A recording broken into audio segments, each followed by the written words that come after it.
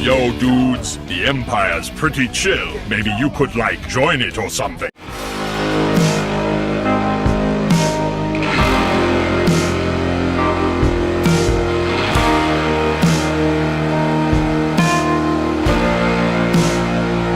Hey everyone, Lucimus Prime here. So it is time for a brand new franchise ranking video today, and today guys, I'm going to be ranking the films of a franchise, specifically for the actor who plays the character of this franchise, and this will be for the franchise of probably my favourite spy franchise of all time, which of course is James Bond, and the actor who I'm going to be ranking the films for is for none other than my favourite James Bond actor of all time, Sir Sean Connery. So yeah guys, I'm going to be ranking all of his movies from best to worst in my personal opinion. So if you guys don't agree with me, that's absolutely fine, but please respect my opinion just like I respect yours. So yeah, now, so starting off this ranking then, so kicking off this franchise ranking guys, I'm going to be going with what is without a doubt my favourite of Sir Sean Connery's Bond films, may he rest in peace.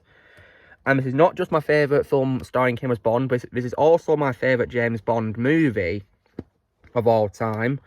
And this movie, guys, of course, is none other than 1964's Goldfinger. Yeah, this is easily my favourite James Bond movie of all time. And yeah, I really love Goldfinger. So what's great about it is, so obviously, in my opinion, guys, the main highlight of this movie is Sir Sean Connery as Bond. You know, in my opinion, he was perfectly cast in the role, and he gives one of the most iconic portrayals of all time in cinematic history, in my opinion. Did a really great job with the role. He really nailed it, in my opinion. And it was definitely a really amazing movie, in my opinion. And the film, of course, introduces a great villain, of course, which, of course, is a title character being Ulrich Goldfinger. Yeah, a very compelling villain, an utter psychopath as well. Like, wow. He's a very intimidating villain, in my opinion, and the film also introduces probably my favourite James Bond henchman of all time, which, of course, is Oddjob, played by Harold Sakata. And he's also, as well, in my opinion, a really amazing henchman, my personal favourite, and in my opinion, the most iconic, especially because I love it the way he throws his hat, which has blades on it, which, of course, was also the inspiration for Kung Lao's hat in Mortal Kombat, which is pretty awesome. And yeah. And the film also has, as well, iconic scenes in the franchise, such as the opening where Bond removes his diving jacket to reveal his dinner jacket. There's also the infamous scene, of course, where Bond discovers Jo Masterson and has been killed, and she's been painted gold, like as you can see here, which is definitely a very iconic death scene in the franchise, which is definitely, one of the highlights of this movie. And also, as well, the laser scene is also, as well, iconic, and also the fight with Oddjob is also very good too. The film also introduces, of course, the amazing Aston Martin, which, of course, is probably my favourite James Bond vehicle of all time. And, of course, we also have the amazing theme, which of course, was composed by John Barry, na, na, na, na, na, na. And the film even has a theme song as well in the intro, which of course, is called Goldfinger, which was sang, of course, by Dame Shirley Bassey. And she's a great singer, guys, and this is probably my favourite James Bond song that she sang.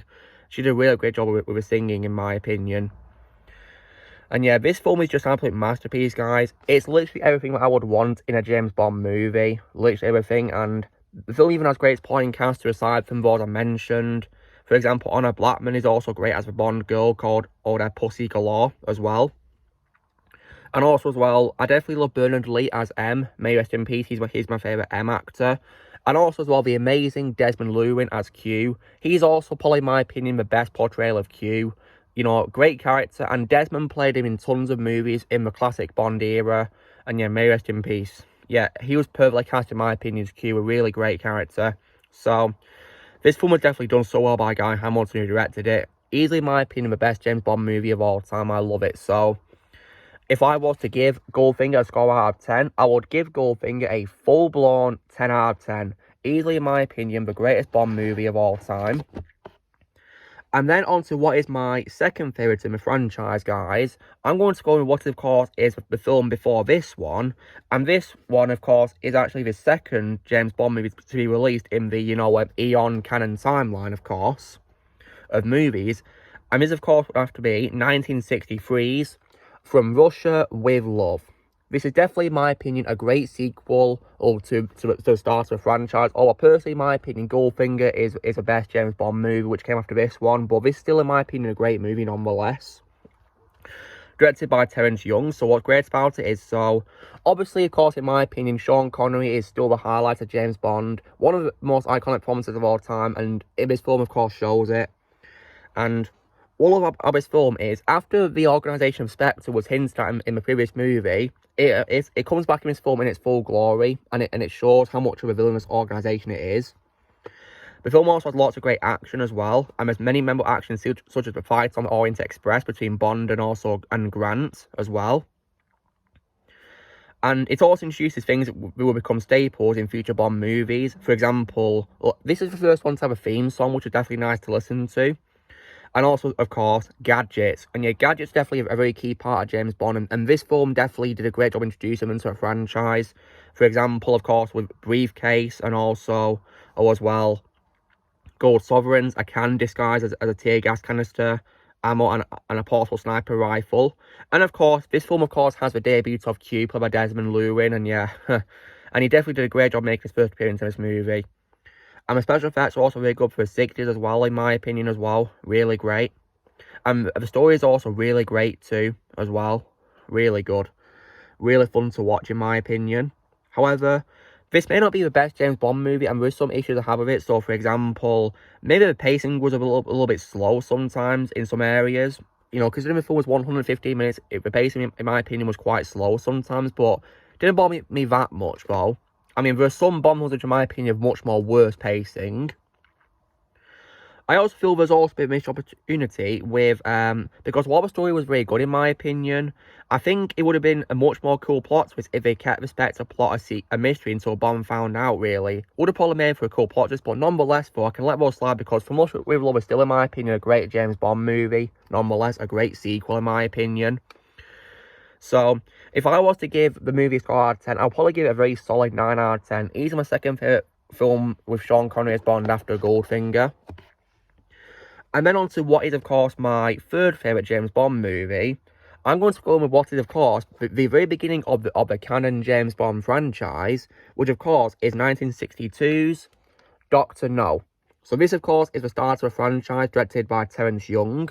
And yeah, this is definitely a very historic movie, in my opinion. But it may not be the best James Bond movie, but it is still great, in my opinion. So, what's great about this movie is, it does a really great job starting this franchise. And Sean Connery is, of course, the highlight of this movie. And I definitely love the way it introduced Bond to the audience, because he's first seen, of course, playing, you know, a casino game. And he's talking to a woman called Sylvia Trench, and he tells her that he admires her courage. Then he asks what her surname is by saying Miss. Then she says Trench, Sylvia Trench. Then she says she admires his look, and then she says Mr. Then, of course, we see Sean Connery's Bond smoke turning on his cigarette lighter, and then he says, Bond. James Bond.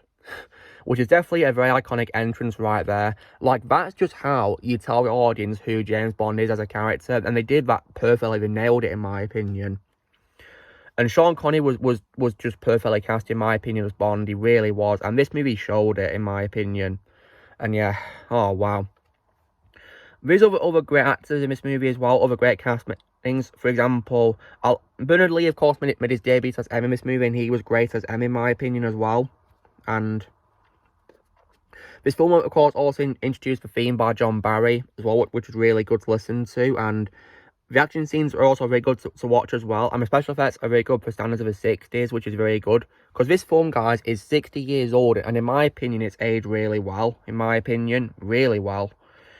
And also as well, the movie, of course, also introduces the first Bond girl, which, of course, is Honey Rider, who, of course, is played by Ursula Andress. And she played a part really well, in my opinion. And also as well, Joseph Wiseman also, of course, appeared as the villain, the title character, Dr. Julius No. And he played him very well, in my opinion. They did a good job with the makeup, making him look like he's got, you know, Asian heritage, which was very good, in my opinion. Yeah, very good makeup for its time. And of course, we also got a very nice hint towards Spectre as well, which of course was setting up this whole franchise. And yeah, so this was definitely, you know, in my opinion, a great start to a franchise, but there are some of my qualities I have this movie. So, for example, even though I love Dr.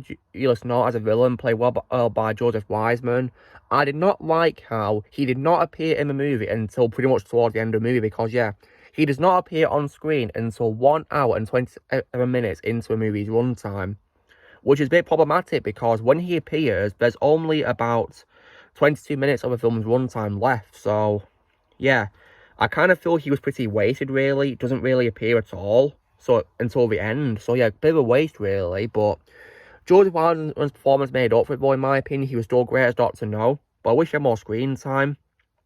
And I also feel that the fight between Dr. No and Bond was also anticlimactic because it only took one kick from Bond to send Dr. No falling to his death into a pool of radioactive water. So, yeah, kind of a little bit anticlimactic fight, really, to be honest. So, I think I would have loved this movie a lot more if they gave Dr. No more screen time. The same could also be said for as well, Honey Rider, because she also does not make her appearance until an hour into the movie as well. So, I feel she was quite underused as well in the movie. And I feel sometimes the pacing can be slow, even more slow in my opinion, than From Russia with Love, to be honest, as well. So yeah, but nonetheless, guys, this is still, in my opinion, a great spy movie, a great way to kick off a franchise. And if I was to give Dr. No a score out of 10, I'll probably give it a very solid 8 out of 10. So yeah, it's still, in my opinion, a great start to a franchise. And now for what is my 4th favourite James Bond movie, guys. I'm going to go with what is, of course, which is actually, I think it's the 5th installment to star Sean Connery. And this, of course, will have to be 1967's You Only Live Twice. And this was directed, of course, by Lewis Gilbert. And yeah, this was definitely, in my opinion, a very entertaining movie, in my opinion. Very good, maybe my 4th favourite in the franchise. So, what's great about it is, of course, Sir Sean Connery is great as Bond, as always. Really is, in my opinion. And played his part so well. Lewis Gilbert did a very good job directing it, and production design was also very good too. I definitely love the volcanic lair. Definitely a very iconic place, in my opinion, in the Bond franchise. I also like the title theme by Nancy Sinatra as well. The action scenes were also very good and entertaining for the 60s standards as well. Especially with the gyrocopter scenes, like, wow. And also, the film also has Bond finally meet another iconic villain in the franchise, which, of course, is Ernst Stavro Blofeld. And in this film, guys, he's played by Donald Pleasence, may rest in peace. And I consider this to be probably my 2nd favourite role of Donald Pleasence behind Dr. Loomis in the Halloween franchise. But, yeah, he played Blofeld really. He's probably my favourite Blofeld, in my opinion. And because he definitely did a great job making Blofeld be a very creepy villain that he is. And I definitely, as well, love the addition of Japan in this film as well, guys. Definitely love seeing it in this movie. It was really great to watch, in my opinion. Yeah, it was really nice to see. And so, yeah. And this film is definitely, in my opinion, very entertaining. And also, in my opinion as well, definitely way better than the absolutely abominable non-canon garbage that got released in the same year, which I dare not say the name of because it was trash, in my opinion. So, however, when it comes to bad quality, I could say with You Only Live Twice, I think maybe, of course, you can tell that Sean Connery was starting to get a little bit bored of the role of James Bond, because there are some scenes where you can tell that Sean looks a little bit bored, which I guess is understandable if he doesn't want to play Bond really that much. And of course, in the next film, he wouldn't play Bond. He'd, of course, be played by George Lazenby in the next movie, which, of course, was on Her Majesty's Secret Service. There's also a bit of a plot hole as well, where it's never shown as well what happened to the Soviet or American astronauts. Either so, they didn't explain what happened to them, which is a bit confusing, really. But nonetheless, I still think You Only Live Twice is a very great Bond movie, nonetheless, and definitely something that I definitely really enjoyed watching, yeah. So, if I was to give it a score out of 10, I'll probably give it, once again, a very solid 8 out of 10. So, yeah, that's You Only Live Twice. Then, what is my 5th favourite Bond movie starring Sir Sean Connery?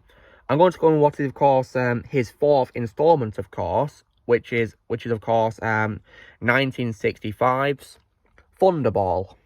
And yeah, this is definitely, in my opinion, a pretty good movie, but personally, I find what I've just talked about a lot more entertaining. So, this was directed once again by Terence Young. So, what's good about it is that Sean Connery is still, of course, the highlight as Bond in these films, as always, and The fight scenes are very good as well, in my opinion, for a time, and I definitely like a villain called Emilio Largo, very good villain, in my opinion, and also I definitely as well like the theme song of the movie, of course, as well, and I think one of the main things about this movie, which was definitely very good for its time, was also the underwater fight scenes. They were definitely done very well for its time, in my opinion, really well, and they've also aged really well, because this film is from the 60s, and it's aged really well, in my opinion. Because I watched these films as like a marathon on Amazon Prime earlier this year, guys, and I was definitely very impressed with how the water scenes have aged. Because yeah, you see, yeah, they definitely aged really well, in my opinion, really well. And the special effects are also really good too for its time. However, when it comes to bad quality, I could say with Thunderball, I guess maybe that, you know, I didn't really like the scene where Bond blackmailed that nurse. I thought that was pretty cruel of him to do that, but out of character, really, I didn't really like that. And while I did like the water scenes in this film, guys, don't get me wrong, I kind of feel that, you know, they dragged on a little bit way too long, to be honest. They kind of lasted a little bit longer than they should have done. Even though they have aged really well, I kind of feel they dragged on way too long. So they could have cut out a couple of minutes for me, really, to be honest. And I guess maybe the enemy's plot is also now cliched, a cliched evil plan, which I guess is predictable, I guess, when it comes to cliches, so yeah. But nonetheless, for Thunderball, in my opinion, is still a very good Bond movie, and if I was to give it a score out of 10, I'd give it once again a very solid 8 out of 10. So yeah, that's my opinion on Thunderball. And then, next up, we get to what is sadly my least favourite Sean Connery movie out of the canon Bond movies. So let me show it. So, and that, of course, is none other than 1971's Diamonds Are Forever, directed by Guy Hamilton, the same director of Goldfinger. So, yeah, this was definitely, in my opinion, pretty disappointing, but still, in my opinion, okay, I guess. But nowhere near as great as what I just talked about, so, I guess maybe that, you know, Sean Connery is still great as Bond in this movie, and he came back, of course, after he did not return for the previous movie on Her Majesty's Secret Service, because George Lazenby only paid him that one movie and then did not come back. So, I mean, what was good about it was, you know, Sean's performance was great, and I definitely like the villains called Mr. Winter, Mr. Kidd. They were very good villains, in my opinion. They did a very good job, in my opinion, and I also as well like the theme song by Shirley Bassey, which was very good to listen to. Yeah, she's a great singer, guys, but personally, I like her song, The Goldfinger, a lot better, to be honest. And also as well, when it comes to about qualities, there's some which I think are quite confused. There's like a plot hole which is very confusing, like, how did Plenty know where Tiffany was? But it didn't really make much sense, really, to be honest. There was also as well a missed opportunity with regards to like a revenge story, because the idea of Bond avenging his wife and destroying Blow on the Spectre once and for all would have probably made a very awesome movie, in my opinion. Would have been a very nice way to close Sean Connery's Bond era. But unfortunately, the revenge story just goes away after the opening, sadly. And also as well, you can tell in some cases that Sean looks a little bit bored in this film. And apparently he only came back because of a massive paycheck. And however, though, because of this massive paycheck, guys, as a result, the film had a very low budget. So that's why many of the effects look pretty cheap and in some cases pretty bad. For example, the explosions, like, because shockingly, the explosion in this looked worse than Dr. No, which was back in 1962. So yeah, goodness me. Yeah. And it was also pretty confusing how there was multiple blow files at the beginning of the movie. But the reveal didn't really work for me, to be honest. And I feel the movie went a bit cheesy and campy at times. But nonetheless, for this film, in my opinion, is still okay at best, really. You know, not, you know, garbage or anything like that. But, you know, still, in my opinion, my least favourite out of Sir Sean Connery's canon James Bond movies. So, if I was to give Diamonds Are Forever a score out of 10, I would probably give it a score of 6.5 out of 10. So, yeah. In my opinion, I'm the weakest out of Sir Sean Connery's canon James Bond movies.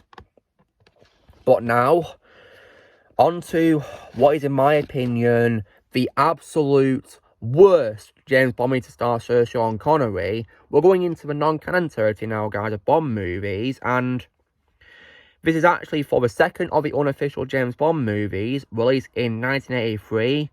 And that is none other than Never Say Never Again. Oh my god. It should have probably been called Never Should This Movie be made in the first place. Because this movie sucked. Oh my god, right. This movie, in my opinion, guys, was a massive letdown and a big disgrace for a franchise. And also, what's sad, guys, is this film was also directed by Irving Kershner, who I love for directing The Empire Strikes Back and RoboCop 2. And yeah, this film, in my opinion, was garbage. So yeah. Oh my god, what a big disgrace the film was. Like, there's barely anything good about this movie, really, at all. Like, for example, I think probably the only good thing I can say about this movie is that Sean Connery is still good as Bond, in my opinion. He's still got the same charm and charisma that he had before as Bond. And I did also like Rowan Atkinson in his supporting role as, you know, Nigel Holt in this movie. You know, he was one of the very few good parts of the film alongside Sean Connery, in my opinion.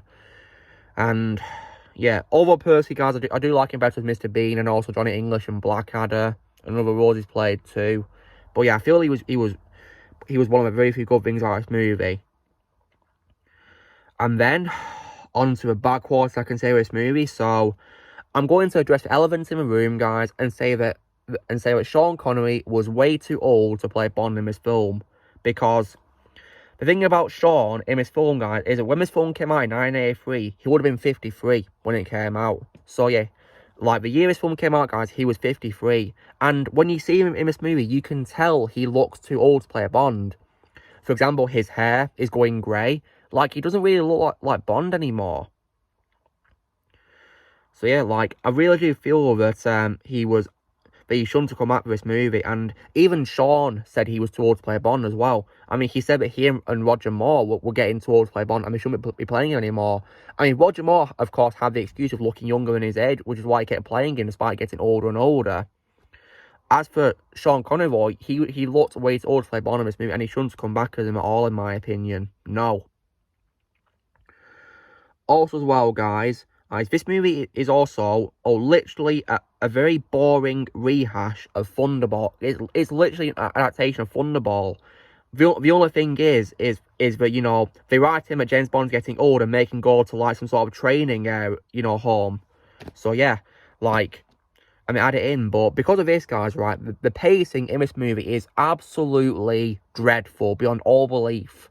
Like, it's so slow and boring. Like, this film is 134 minutes, and it's so slow. Like, that's just absolutely ridiculous. And also as well, guys, not only that, but the film also as well has, also in my opinion, a very bad soundtrack as well. Like, oh my god. The music in this was just unbearable to listen to. I don't know what they were thinking, including that kind of music. And of course, M's also in this film, guys, played by Edward Fox. And they made M so unlikable in this movie. Like, he was very mean to Bond all the time and all that. And for some reason, he was also very cartoonic as well. I don't know what happened to M. I couldn't stand him in this movie. Oh my god. What an absolute waste of Edward Fox right there. Then again, I think the whole cast wasted time on this movie. You know, you have great actors in this movie. Like, of course, Sean Connery, Rowan Atkinson. And I've already said, you know, Edward Fox. And you even have Max von Sydow in this movie playing Blofeld. And in this movie, guys, Blofeld was really bland and, you know, just, you know, forgettable in my opinion. Just a very weak portrayal. I mean, I do like Max in other things, guys, may rest in peace, but I do not like him as Blofeld. No way. Yeah, this film was just, you know, an extremely boring, cheap rehash of Thunderball. Yeah, it was just ridiculous in my opinion. Absolutely sucked beyond all belief. However, though, it may not be as trash, in my opinion, as the other non-canon garbage, which of course was 1967's Casino Royale adaptation, which in my opinion is the absolute worst Bond movie I've ever seen in my life. So, because only of Sean Connery's performance and Rowan Atkinson as Nigel, I'm going to give this movie a very, very bad 1 out of 10. So yeah, screw this movie all the way. Absolute garbage, and it's the only one of Sean's films that I do not own, guys, and I never will own it at all. Hell no. I'm not going to own that piece of trash at all in my life. No way. I mean, the non-canon garbage is the only Bond films I'll never own. No way. So, that is my ranking of the James Bond films from best to worst, guys. So from best to worst, so first place, of course, is Goldfinger. Second place would have to be From Russia with Love. Third place would be one that started it all, Dr. No. And then fourth place would be You Only Live Twice. And then fifth place would be Thunderball. Sixth place would be Diamonds Are Forever.